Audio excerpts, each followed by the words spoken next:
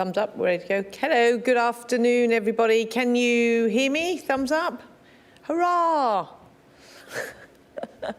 Well, hurrah for you. Thank you. I'm just going to hand straight over to Seb to say a few words and then open the floor to questions. Good evening from Monaco. Turn on. I just did that to wind you up.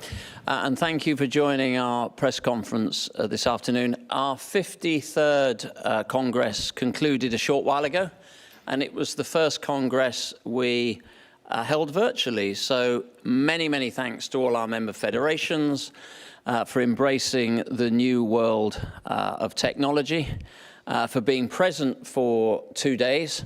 And of course, we had the virtual convention on Tuesday, which was a detailed romp across our ecosystem and particularly a deep dive into the world plan.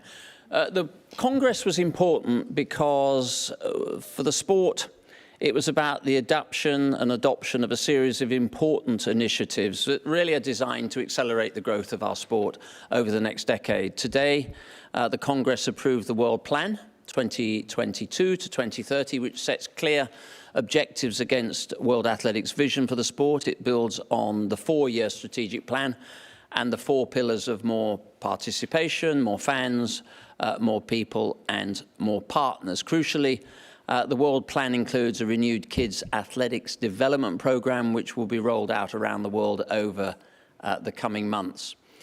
Created by coaches, teachers and young people around the globe, kids athletics is one of the biggest grassroots development programs in the world of sport. It was created in 2002 and since then has been comprehensively reviewed, updated in 2021 and made available digitally to be even more inclusive, flexible, adaptable and for fun for young people and the practitioners.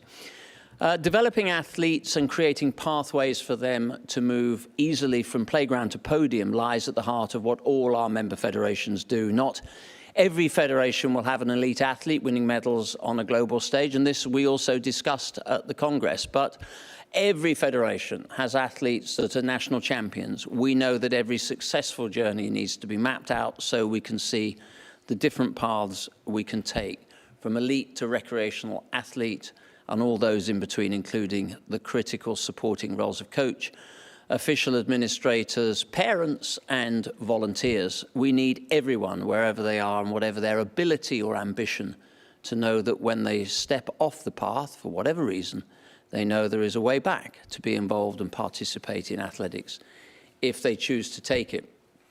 For me, this is what the World Plan for Athletics helps us establish. It sets out 19 objectives and 67 actions, which is common in all these objectives, and that they really do come from deep and wide-ranging insights from organizations and individuals who are passionate about our sport and its future development. These insights call for us to embrace a shift in mindset about many aspects of athletics. It requires us to be brave, to challenge the status quo, to try new things and think differently. Not everything we try will be universally popular. Some may not work, but we all agree we must be ambitious and brave in setting our roadmap for growth.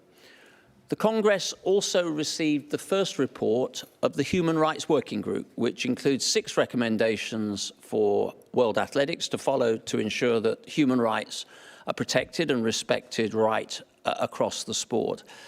And the resolution was passed that the Russian Federation continues to be suspended while the Council oversees the completion of the Russian reinstatement plan. There has been good progress made under the new management at RUSAF, which we want to see continue.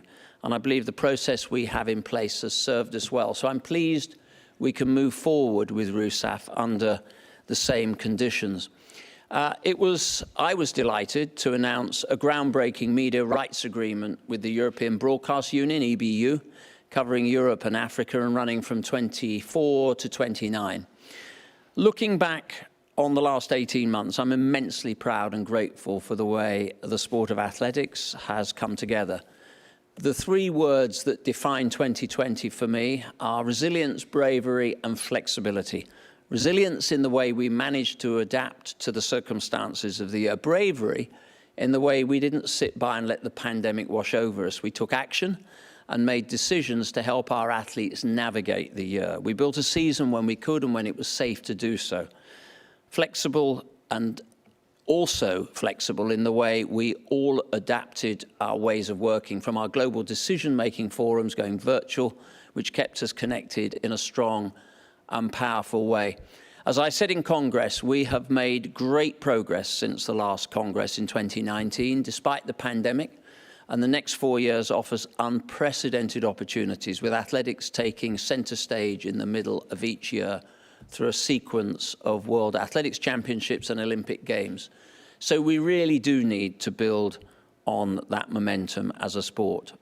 But generally, we are in fabulous shape, and I'm delighted that you've been able to join us at the end of our 3 days, 2 of Congress and 1 of convention.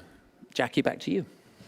Thank you very much, Seb. And sorry, I should have introduced John Ridgen, our CEO, but I think everybody on this call knows him. So questions, it's easier in the chat because it will take a while to just unpin you to get you to ask a question. But if you do want to ask, then put your electronic hand up, because we may not actually be able to see all of your hands. So there is a question already, which is from Franco. Hi, Franco.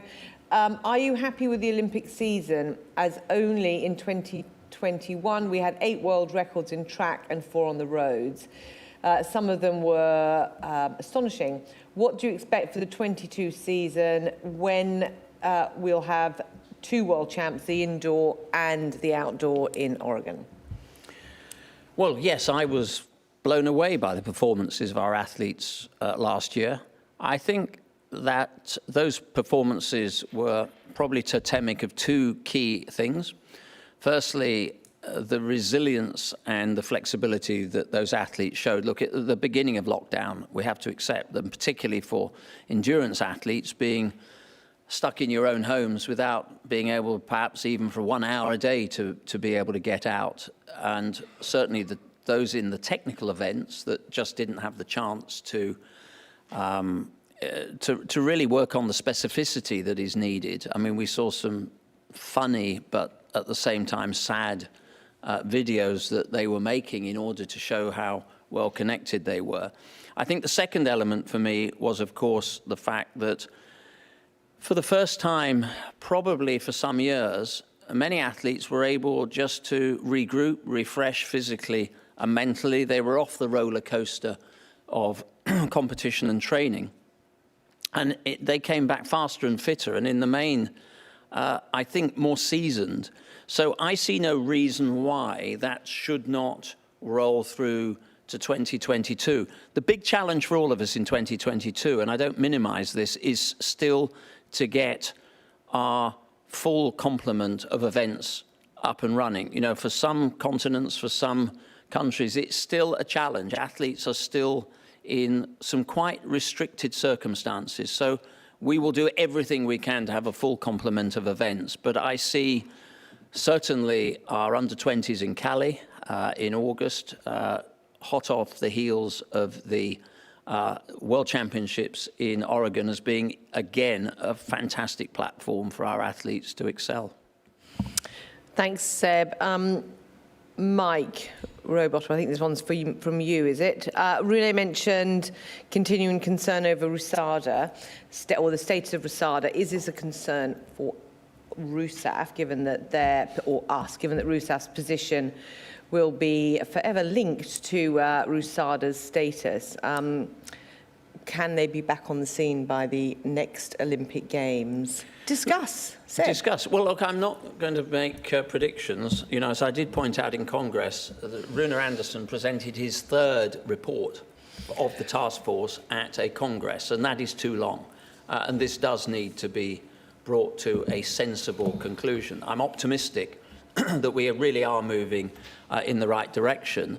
But look, it's very clear to me that it will be when the task force provides the council with the confidence of really thinking that, you know, understanding that the reinstatement plan has been properly implemented, and the recognition of RISADA, as is the case in any national anti-doping agency, as a properly functioning entity, is part of that reinstatement plan. So yes, it is a significant part of the reinstatement plan, but that is actually the element that as an element is, of course, slightly beyond our control. Thanks, Seb. Questions? Okay, Brian. Perhaps more of a question for the OC, but what bells, whistles, sorry, I've just shot through, what bells, whistles, innovation, promotions, new events, and or anything else might we see in Oregon next summer? Because largely track and field, aside from the NCAA competitions, is still somewhat of a fringe sport compared to football, baseball, hoops, basketball, hockey. Tough ask, but what specifically can be done to achieve a greater market share with the US sports fan?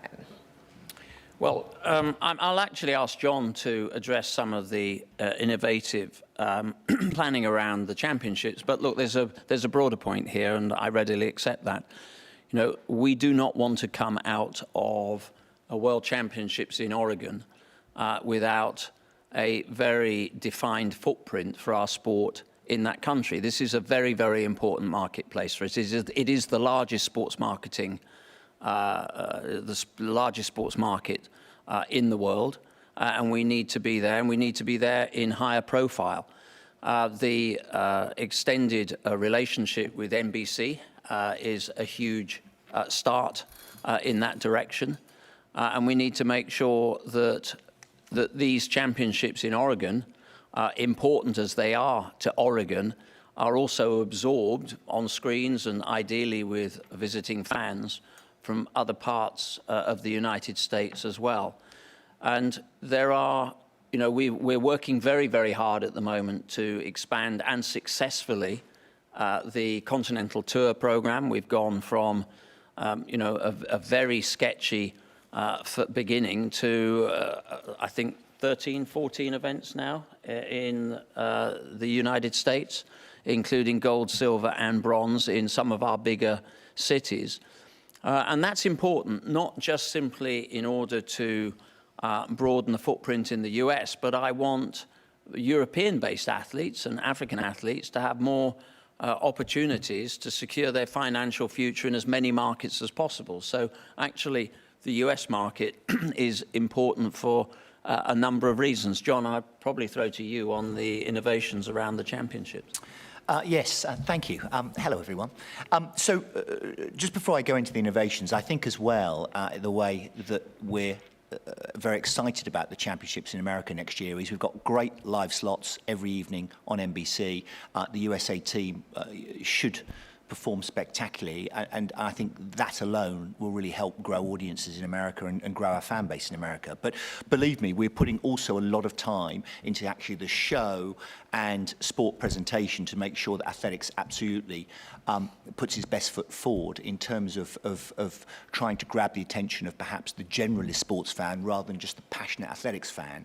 And look, you saw in Tokyo what we did around the start of the men's and women's 100 meters with the virtual light shows, and that was really well received. But you know, that was at night, that was in darkness. It's a different set of circumstances in Eugene. It will be during the day, so it will be fully light. And we don't just want to replicate what we've done already. We want to actually do new things. So we're putting a huge amount of time with the LOC and with USA Track and Field at the moment in terms of what will be the unique new elements of sport presentation for Eugene. And there'll be a good number. I'm not going to announce them now. I'm not going to ruin the surprise. But you will see some new elements that will hopefully bring both the spectators in the stadium and the TV audience closer to the athletes and create some new moments of drama around the competition. We're excited by that.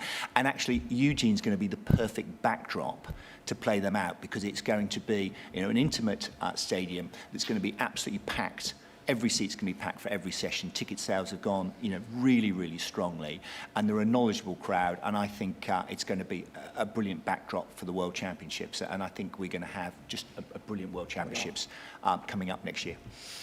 Thanks, John.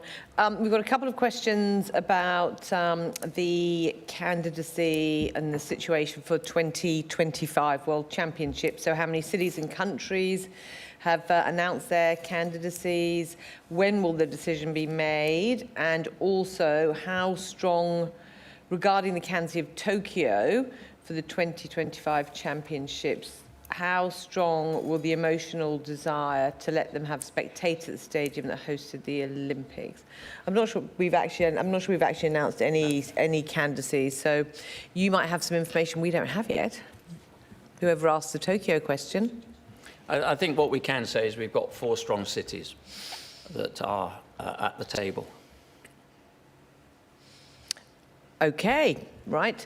And then what, from Mike Robotham, what reaction do you have to the ruling just given out by the IOC over transgender athletes not benefiting significantly from raised testosterone levels?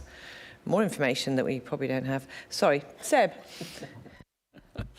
Well, this is the conference for the information. Look, I read the framework document. It's very much in alignment with everything that we believe very strongly in the principle of fair play, open competition. I'm very happy that we have our mature regulations that are in place. But the point, I suppose, look, the broader point I need to make here is that our regulations will remain in place. It's very important that we follow the research that we've done. We've had longitudinal work that now goes back nearly 10 years. The regulations will remain in place. But the fundamental principle here is about fairness and inclusion. And the regulations themselves were upheld by the Court of Arbitration. Their language, not mine, but that they were seen necessary, reasonable, and proportionate, and that appeal was then also upheld, or was dealt with by the Swiss Federal Tribunal. So I think that's where we currently are, but we share the need to make sure that everything is within the framework of human rights, and we're very comfortable that that's exactly where we are. Yeah, and just in case anyone's unclear, our regulations and rules remain in place. Changes nothing. So, Kermit, I'm assuming that's just to say hello. Your question in the chat, it's not really a question, so we won't go there. Another question from Andreas. The Mondo, as in the manufacturer of tracks and services... Not the World Record Pole Vaulter. Not the World Record Pole Vaulter, is considering having different surfaces for different events. So one for the main track, one for pole vault, one for javelin. Are we aware of that? Can we comment on that? I can slightly. I mean, look, we recognise that there are different surfaces and different requirements across all our disciplines. I mean, there was a time when we had tracks with lanes that were there, designed to aid the endurance athletes, and we've always had discussions about hard and soft tracks and surfaces. I'm conscious that some of our, particularly some of our javelin throwers, I had a conversation with Vetter in Lausanne at the European Congress, who was also concerned about that surface. So these are all the things that I think inevitably we have taken on board and continue to learn from. And Mondo is a very strong, close partner of ours, and I think will always be at the forefront of innovation, and particularly when it comes to athlete performance. Thanks, Seb. And just to, Nick has answered the question of when will we make the decision on the 2025 World Championships, and it is March Council. It'll be at so, the March, yes, the March Council meeting, yeah. Hi, Kermit. Right, I've got a question. NACAC has announced the CARIFTA Games will be held Easter 2022. Will the Caribbean see you in Jamaica, the host island? What message do you have for the athletes in this region? who have been through a very tough time for COVID. Some athletes would have aged out and missed their last chance to compete at CARIFTA. Yes, for those athletes, I'm obviously saddened. You know, I've been to every CARIFTA Games since, I think, 2014, 2015. My office will tell you that it is the first event that goes into my annual calendar. Sadly, we lost the CARIFTA Games last year that were slated for Bermuda. Donna Rayner, the president of the Bermudan Federation, did everything within her power to do that. They delayed them a couple of times, but COVID hit the island very badly.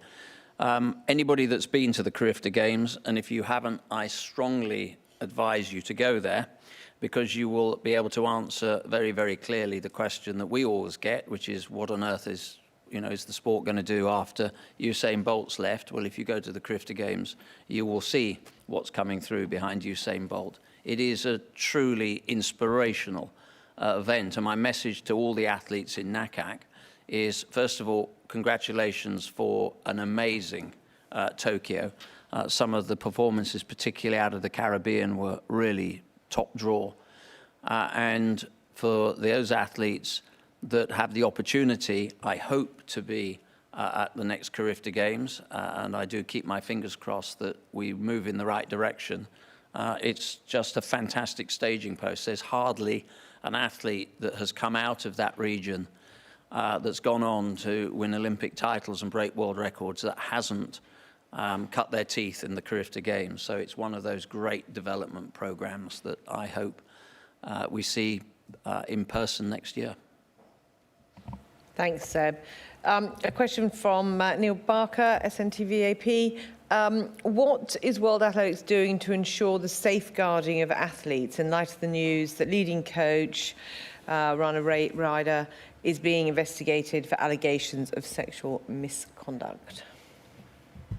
Well, look, I'm not going to go into individual cases because, there are tiers of legal complexity around that. But more broadly, I mean, those of you know, I don't think the media were involved in our convention, but we had a very, very detailed discussion on safeguarding.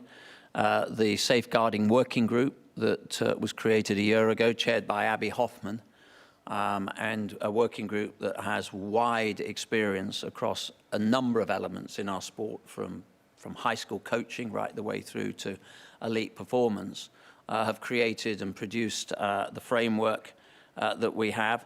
And look, I mean, the objective now is that by 2023, all our member federations will have a safeguarding policy in place, and it will be in alignment with the local conditions in their countries for any law and order in place enforcement.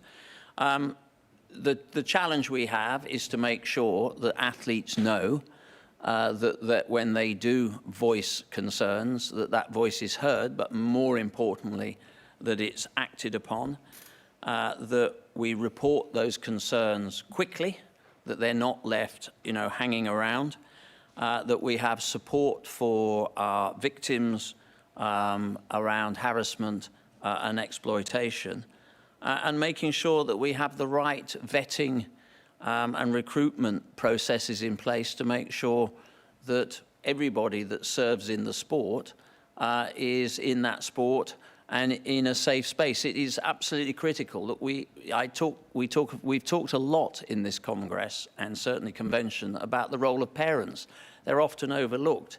If you're a parent, your first concern is to make sure that you have your children in an environment that is safe and secure, and it doesn't really matter where that is. And sport is a very important element of that. So making sure that we are implementing and embedding this policy, that we're giving confidence to parents, particularly in the sport, that when their children, their young people, their friends and family are involved in our sport, that they have all the protective measures around them. That's what this policy is about. And we are going to drive this hard through to the 2023 ambition. Thanks, Seb. So I'm not seeing any other questions in the chat. Does anybody else have a question? If not, we'll call it a day. I haven't missed any questions, guys, have I? No? Okay. So thank you. There will be a press release going out, and that will also have links to the reports we've talked about. But if you want to have a look, the annual council report is on our website in our library section under Member Federation Resource Centre. Also we have the safeguarding policy that is also in that section.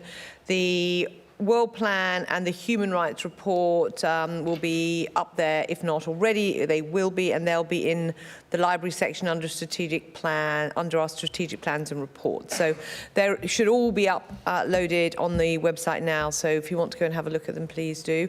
And yes, Kermit, happy holidays. We're heading to Thanksgiving, aren't we, over your side of the world. So thank you. And thank you, Franco. We can see ourselves in your glasses. It's been brilliant watching. Okay, thanks all. Bye. It's good night from him and it's good night from me. What about her? And her. Thanks, guys. Bye.